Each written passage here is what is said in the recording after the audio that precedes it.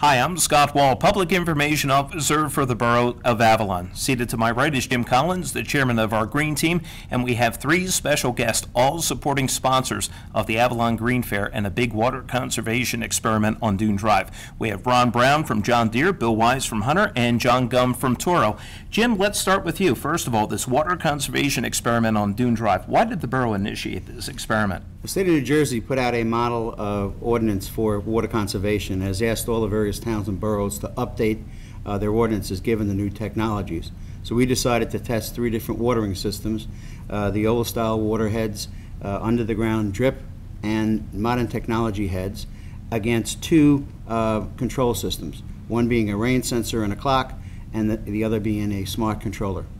Ron, John Deere is obviously a big distributor of these products. How do you think this experiment is going, and what has been the response from your field of work?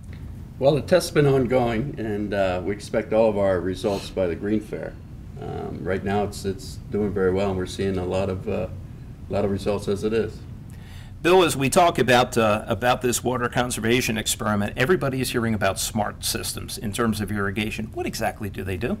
Well, before we get into smart systems, let me just say that the first thing everybody can do, and really the most important, is to make sure you have a rain sensor, a rain shutoff device on your irrigation system. Secondly, a smart controller is typically very simple. It just uses a sensor, a weather sensor, or a soil moisture sensor, to tell the clock to water a little bit more or water a little bit less, depending on what the weather is doing. And based on that, we can typically save anywhere from 20 to 40% of the normal water use on an irrigation system.